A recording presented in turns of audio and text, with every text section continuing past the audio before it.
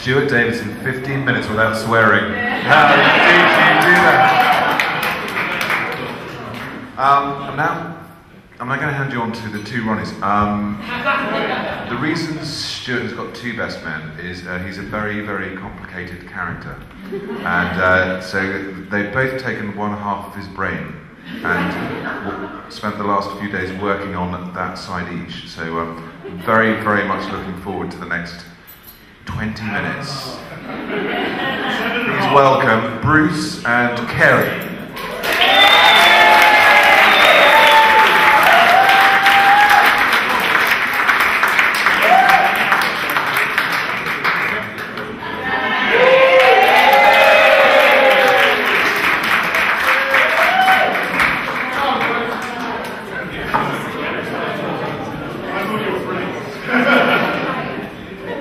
Ladies and gentlemen, I hope you all have a wonderful time.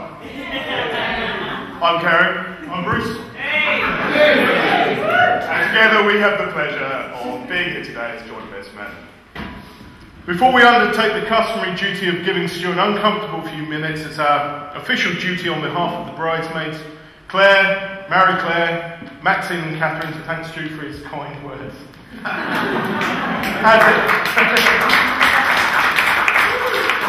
I have to say, they're all looking wonderful and have done an excellent job. Indeed, they have only been eclipsed by the lovely Lindsay herself, who I'm sure you'll agree with Stu looks absolutely stunning.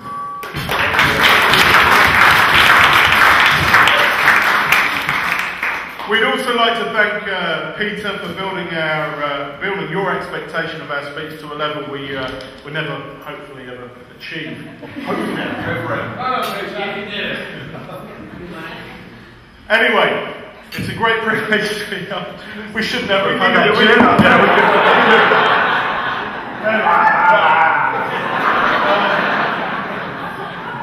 It's a great privilege to be asked by Stu to be his best men. I suppose the first thing we should do is explain how we know Stuart Davidson. I like about 2,050 other people next to on a park bench. I don't know, it's quite spiritual now because I had a dream back in 2002 that I met the Computers Unlimited Christmas party in the year 2000. Stuart was working for a guy that some of us may know by the name of Richie Clifton, who I met a couple of times with my very short career there. I remember meeting Stu, as he appeared to be the only person out of the 100 odd there that was drinking a soft drink. The pattern of behaviour will be familiar to anyone that's gone for a beer with him. I first met Stu at a pub behind Computers Unlimited. We were working for Holland, called the New Shambles. This was a pub so rough the bouncers were throwing the crumbs back in. Stu was so busy delighting the locals with triple entry accounting and the history and complexities of the Māori dialect, he caused a sudden extreme mass exodus, which even the bouncers couldn't keep up with. The pub has never been the same since, neither of the locals, and unfortunately neither have I. Well, shortly after we met, Stu and I, we'd had the odd chat down the pub about music.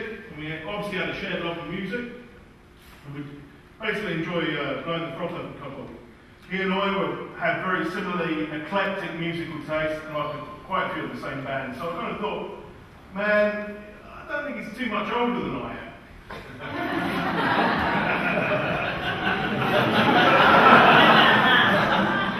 It was then when he mentioned his age to a group of us that we realised that time and nature had played a cruel trick on him.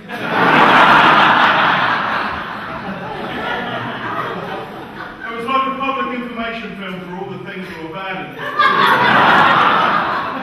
The ghost of Christmas future had visited the new channels in Colindale and was warning us to put our beers down and seek healthier life. As most of you I'm sure know, Stu's a very successful accountant.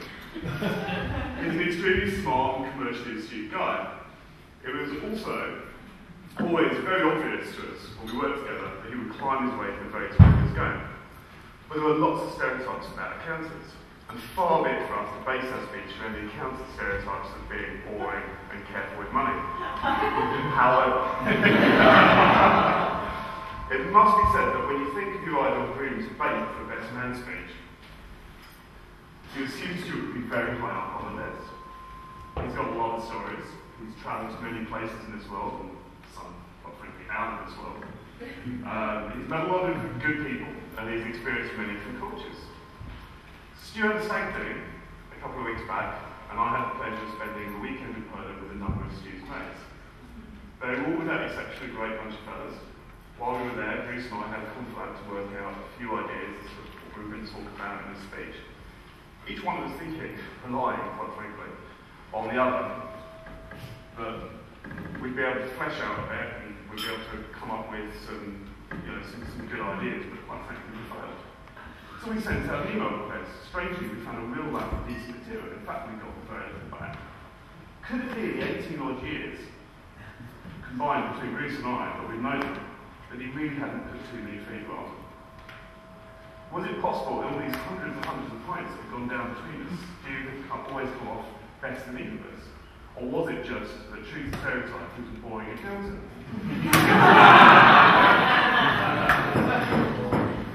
The other stereotype about accountants is that they are careful with money.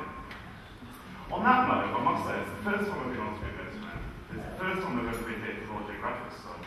It's the first time that Stuart's complimented me in all the years I've known him. But best of all, it's the first time Stu's ever played a villain. Actually, that's not quite true. It's the second time. Okay.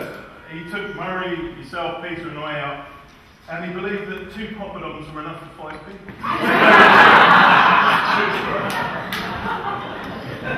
You know what? When all said and done, Stuart's probably one of the most generous guys we've ever met. He's just strategic with his money. He's the only guy I know that would walk, and seriously, this is true. He's the only guy I know that would walk an extra mile to save 10 pence on the bottle of wine. And he's definitely the only guy I know who would want to take the tube to his own wedding. And he said this today, again, he said this today. He did, he said it again. We should have taken the tube. We should have taken the tube. Seriously. And the tube got money stuff, and that was the only reason we could go on the tube.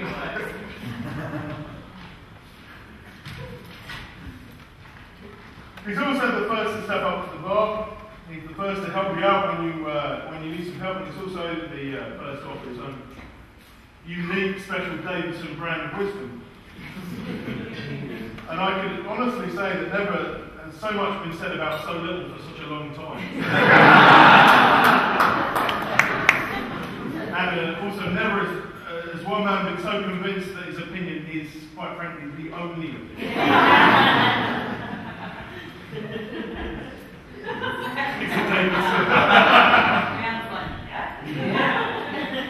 Now, it's considered bad form at a wedding to say too much about the groom's ex-girlfriends.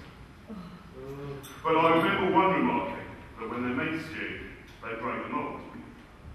Then they found the mold maker, dragged him out the street and shot him repeatedly. We mustn't say too much either about the stag. Suffice to say that we were slightly more generous. We gave Stu a full 5 seconds head start at people before 15 of us cornered him in the farm outbuilding and shot him repeatedly.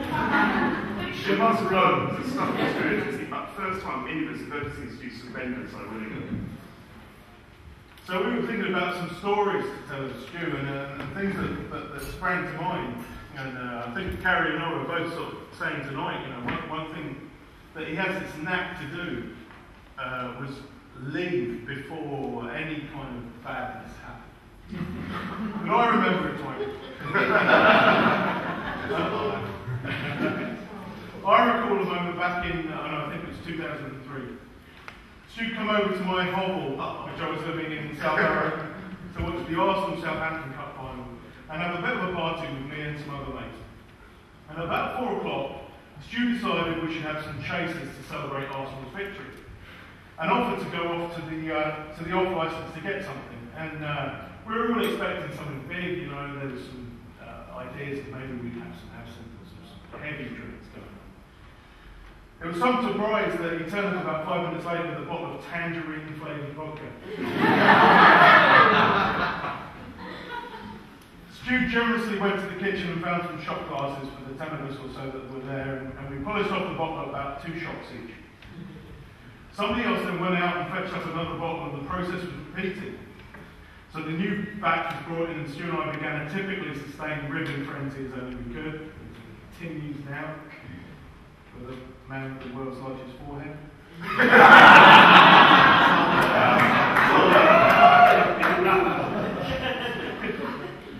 We then downed the new one, and at that moment, almost in absolute slow motion, Stu went to ground in a manner I've simply never seen before. And I can still hear the noise as the flat of his whole body went from 90 degrees like this to 0 degrees. His unfortunate face, unfortunately, taking some of the brunt of the fall.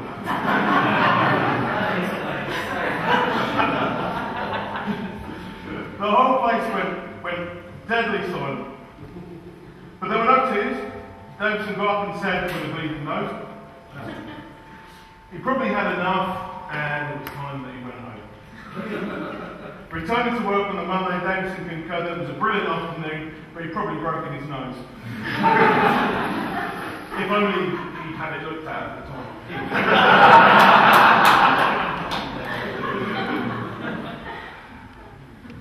There are many stories of Stu getting confused about the locations of the toilet in the middle of the night. Apparently this was also a theme when he was growing up. Unfortunately, when I called Stu's family this week to get the details, I neglected to check that they weren't out with Stu at the time, and I was caught red-handed trying to get the inside track by Stu. However, I've had a little conversation tonight, and one of the stories that I've heard today is tonight was I think you're about 4 or 5, and you're in the car, and you need to get a wee-wee. And apparently, the suggestion was that you would get out of the car and go and have a wee-wee. But it was raining, and apparently you couldn't get out of the car because you didn't want to get your wee wet.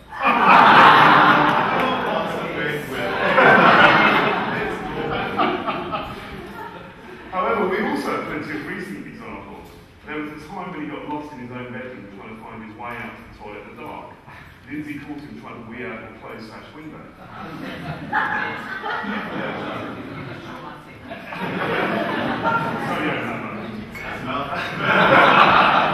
And not so long ago, there was a time we turned up in Peter's room.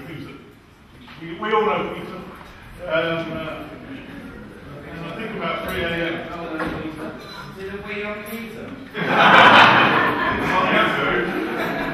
We're not party to any more information. It was about 3 o'clock in the morning.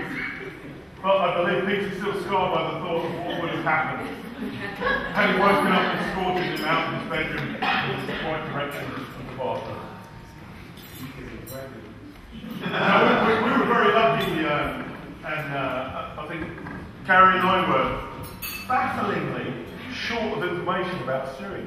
And I think it comes down to this thing where, for some reason, Stewie's managed to kind of exit just at the right moment. I mean, there were some stories that were not repeatable, but luckily we got a great lot of feedback from Filthy, Jono, Steve and Richard. So when we were kind of writing this speech kind of in the distant past, a couple of months ago, was it we were doing this? Yesterday. We were lucky enough to receive a large amount of emails and stories from his mates.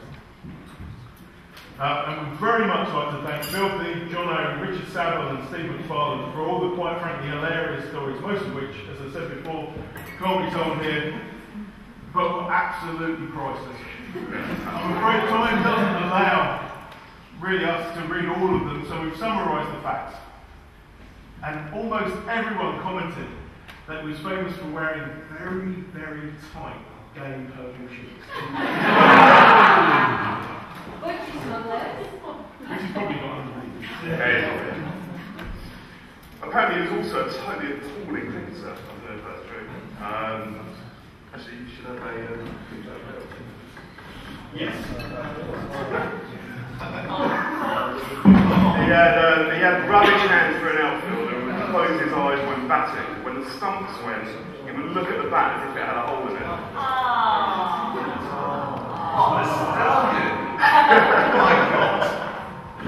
We're playing with Steve at a knockabout in London. Some kids joined the tour and Stuart Hand was bowled out by a 6-year-old.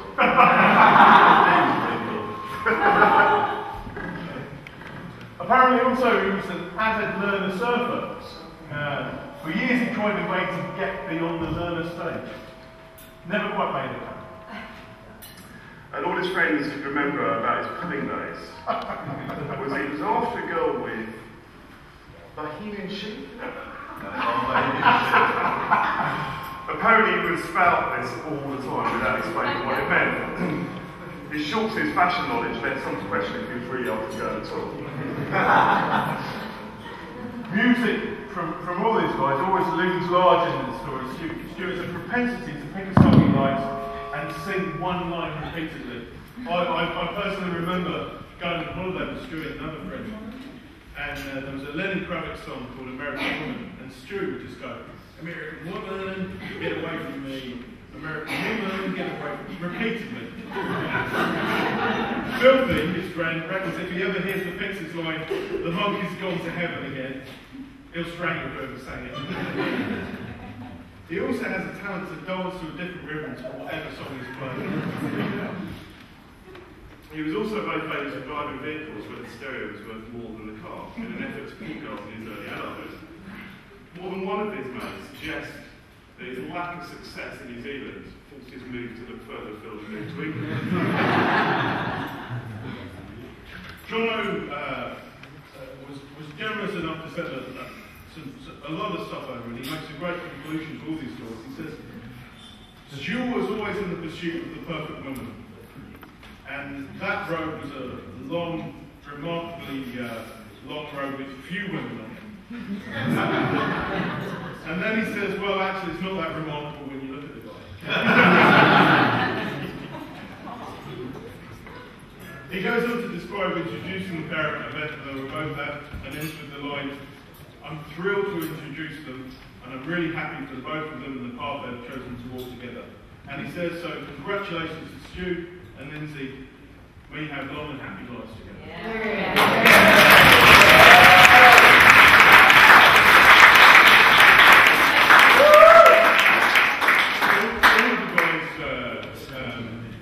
These guys said some lovely stuff, and they actually said very bad stuff as well, which could never be mentioned. But they all said that the sentiment was kind of between all of these people, and this is for Lindsay, and they were always had a total disbelief that Stuart's ended up was such a wonderful.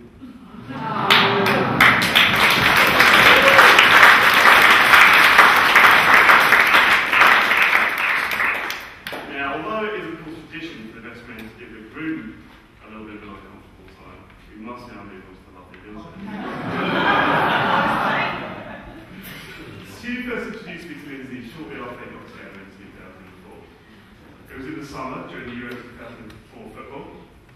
A crowd of us had arranged to watch England v Portugal in the quarter-final at Brighton in Brickway, East London. And Lindsay hadn't met any of us in the crowd before. Despite this, she drove down to the Midlands, up visiting to see Stu and to come and join us. By the time she arrived at the gate, it had taken a turn for the worse, but it was one order extra time, and we'd had a few drinks.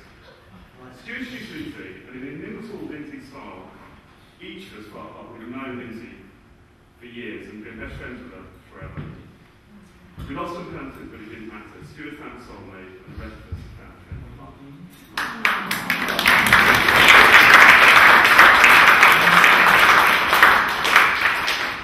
Over the years, Catherine and I, along with many other friends, have been lucky enough to share a few holidays with Lindsay and Stu. Never short of a few words and such a talkative character, we quickly learned to appoint Lindsay as director of communications. No matter what the country, no matter what the language, we would send Lindsay in to converse with the locals. Without fail, they would be communicating like they were next door neighbours within a couple of minutes. Perhaps not in English, let's face it, the faith that Lindsay speaks English anyway, but communicating nonetheless. Anyway, I digress. In the days that followed that fateful Euro quarter-final against Portugal, something far more annoying than losing football match happened. complete and utter sack. A girl, a quivering, useless, love-duck wreck. They would have sent a text message pledging undying love to Lindsay every 2 minutes to be on threat to search for He was a changed man. We all knew that the stew was onto a good thing. After all, who else would know us? Another great thing about Lindsay is her unfaltering generosity. No new scheme, that's why she's come. Then again, there have been many times that we've worried about them as a couple today. Not least when they first developed their own special kind of fusion dance. I don't know how many of you have seen this, but this is very special.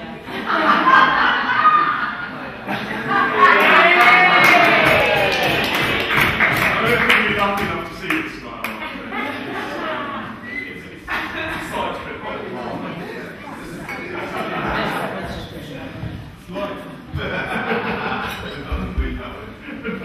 Unfortunately, the reported occurrences of this dance are on the rise. We just hope that now that they're married, this dance will be going back to the drawing board, which you should never have.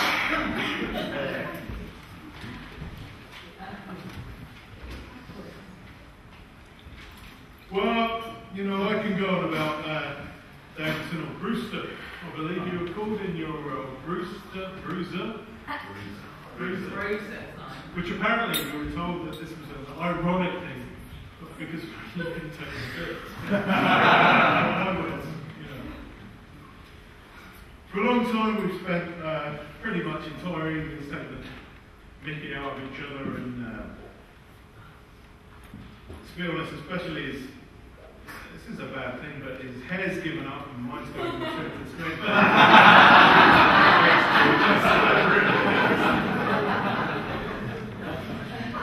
The real truth is that there are many times in the last 10 years that I couldn't have had a better friend, and especially in the last couple of years.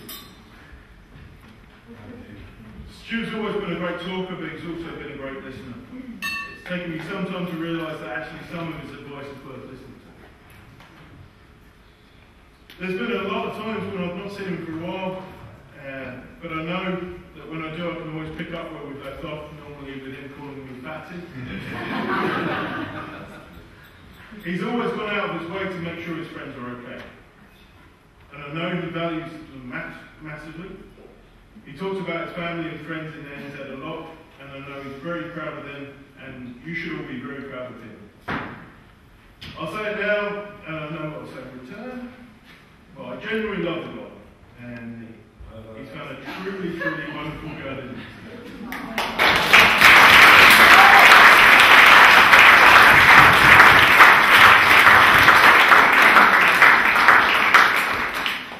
Stu, you have, and always have been, and continue to be a fantastic friend to everyone on Daisy.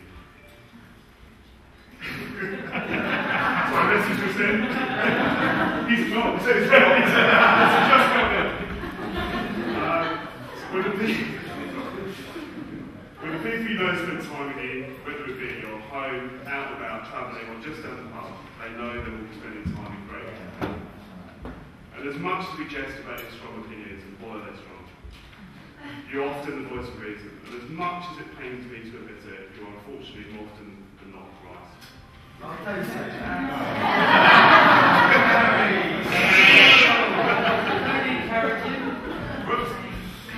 You're a sincere friend, and you and Lindsay make a wonderful team who will make a wonderful life together.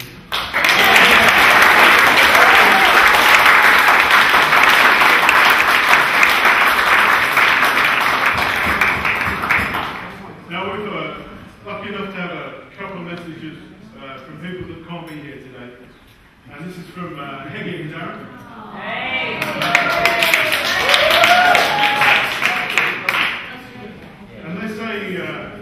Dear Stins and Stu, we are so very happy for you both, and sorry we're not there to celebrate your amazing and caring love for each other. We're all thinking of you both and wish you so much fun and happiness. All our love, Claire, Darren, amazing Liz, Rodney, and baby Alex.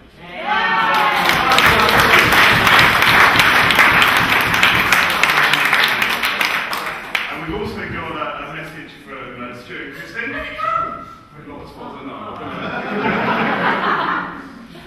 no news yet. Hi students. We're sorry we can't be there on your special day, but we hope you have a fantastic time. Linz, before Stu got with you, he was intolerable.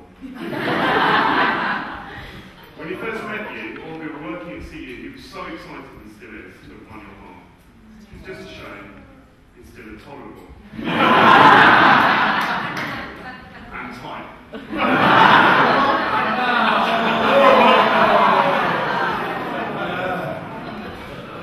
This is offset, however, by Lindsay's generosity, which would bankrupt a small nation. As romantic, Stu has set the bar high. A man simply can't compete with the number of surprise weekends away from exotic locations. Prague, Paris, Madrid, Birmingham. He really knows how to treat a girl and treats things like the precious jewel that she is. Your courtship has been action-packed, and we've been lucky enough to be there for the ride. Remember fondly our time with you guys in London and abroad, and we appreciate your friendship. Long may it continue. Love, Stu and Christy, and perhaps a baby by the time you read this book.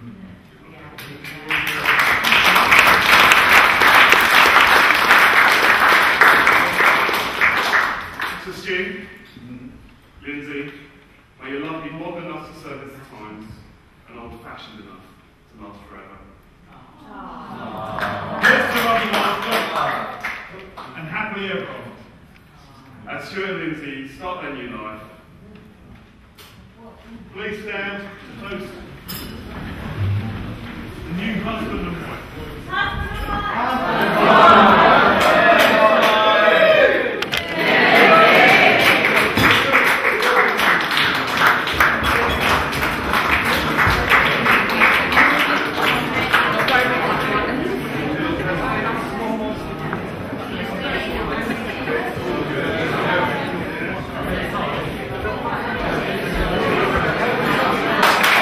Have a quick drink awareness check, okay?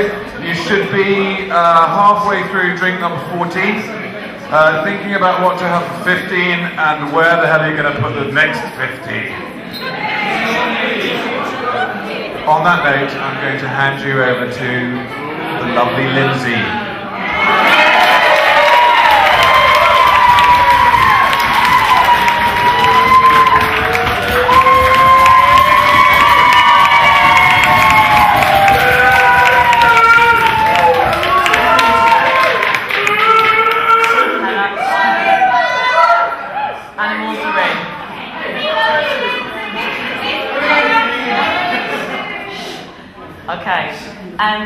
I'm so very proud to look around the room and see so many people that are our friends. Some of you know each other, some of you don't, but we'll have the opportunity tonight to actually get to know each other. So enjoy, chat to people you don't know, have fun. I know Stuart has already said a lot of thank yous, but I feel I need to also add another thank you to all of you, as you make all our lives so rich every day, and we wish you all the happiness that we feel right now for all of you.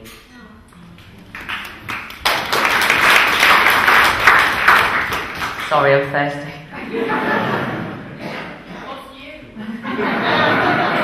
I know.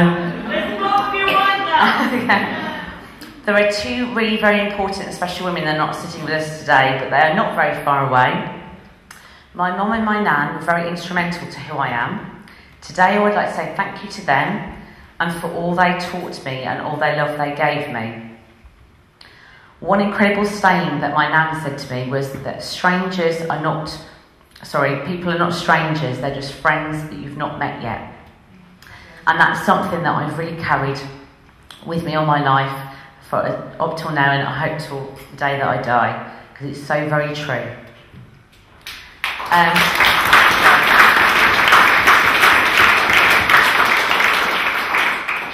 I'm incredibly close to my family, and as many of you have witnessed, I could talk about them endlessly. Of which I'll rein it in tonight. So today I also want to say thank you to them and tell them how much I love them.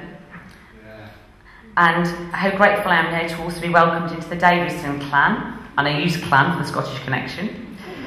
And I am so proud to be a member of two very warm and loving families.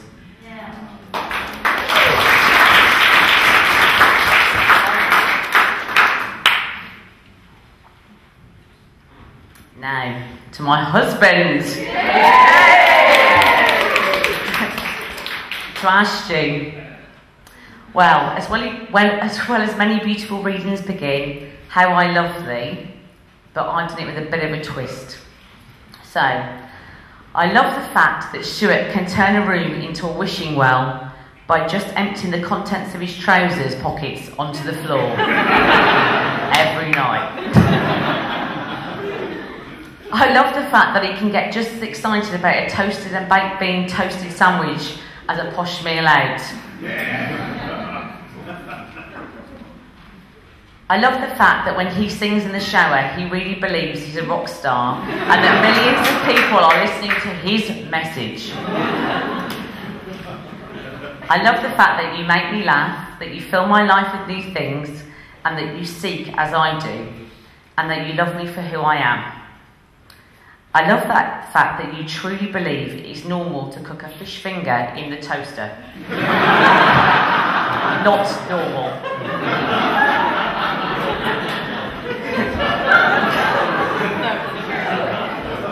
It works, apparently. That's what he says, it works. I love the fact that you know just when to bring me home my favourite chocolate bar and to run a hot bath.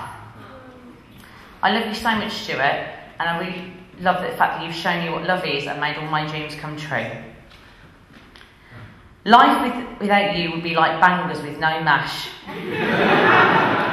curry with no naan, and for the Antipodeans, a meat pie with no ketchup. I love you with every bone in my body. You are the land and I am the ocean, and we are strong both independently, but we work so much better together. Today, as I stand as your wife, I'm the happiest girl in the world, so thank you.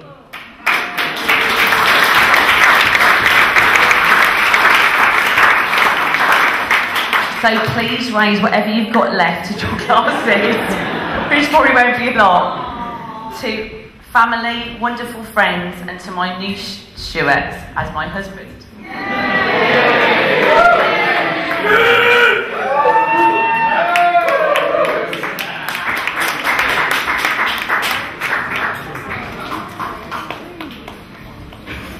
Congratulating the newlyweds. Stuart, you found someone who is beautiful, clever and charming. Lindsay deserves a great husband, so let us all thank God you married her before she found her.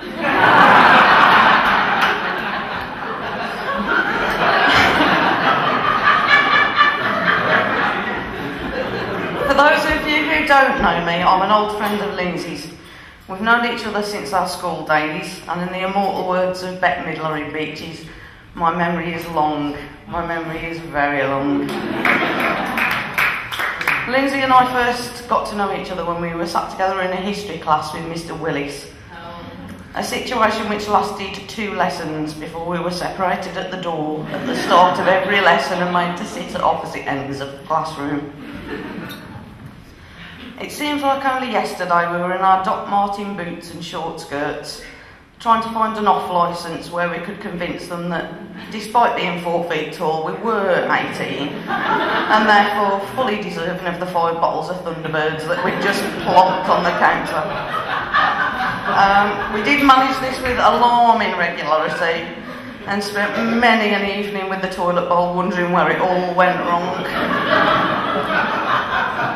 I would love to entertain you all today with so many stories of how we ran wild, but most of them are not really appropriate for this situation. Needless to say, we are lucky to be here today, alive and unscathed. Lindsay's grown into an amazing woman, and it's an honour to be here today as your friend and to know the person that you've become. For as long as I've known her, the most important thing in Lindsay's life has been her family and her friends, followed closely by her love for chocolate. Lindsay is a fantastic friend to have. Loyal, reliable, generous, and funny. I'm sorry, Lindsay, I can't read your writing. What does the rest of it?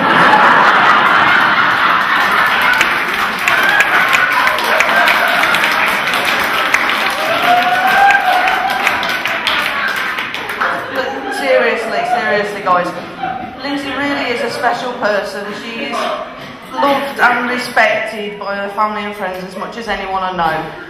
She's certainly one of the most genuine people I've ever had the fortune to meet, and her company is certainly never boring. Just thinking about Lindsay makes me smile, and personally I can't think of a higher compliment than that.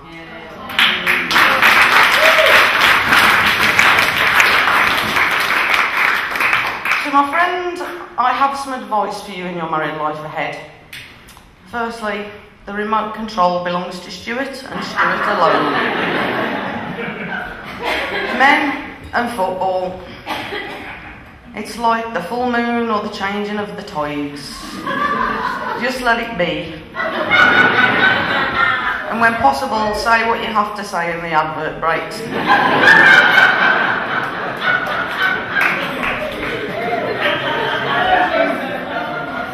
To Stuart, I would say this. Any married man should forget his mistakes. There really is no point in two people remembering the same thing.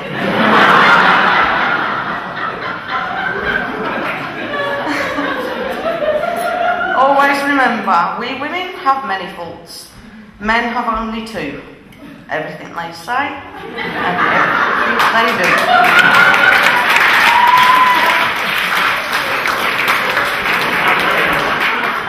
To both of you, I pass on some of my favourite advice from Dr. Zeus. Always be who you are and say what you feel, because those who mind don't matter, and those who matter don't mind.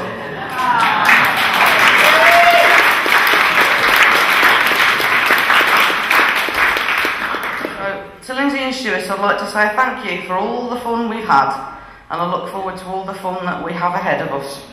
You're among family and friends who wish the best for both of you, and we wish you both all the happiness that you deserve. Stuart and Lindsay requested from everyone here today some of their favourite song lyrics. In keeping with that, I'd like to finish what I have to say today with some lyrics taken from a song called Forever Young by Bob Dylan. May God bless and keep you always, may your wishes all come true. May you always do for others, and may others do for you. May your hands always be busy, may your feet always be swift. May you have a strong foundation when the winds of change shift. May your hearts always be joyful, and may your song always be sung. And may you stay forever young.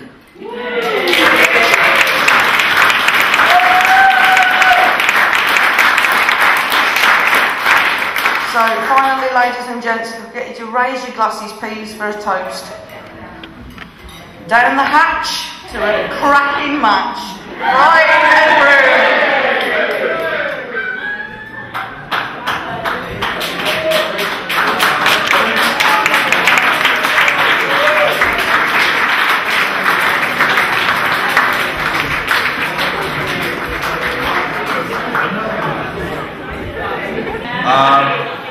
That's it.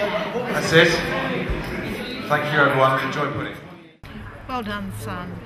We're glad that at last Lindsay's ours. We love you both. And I'm very proud to have Lindsay as a daughter. Rather than a daughter-in-law, we call her our daughter. She calls us our Kiwi mum and dad.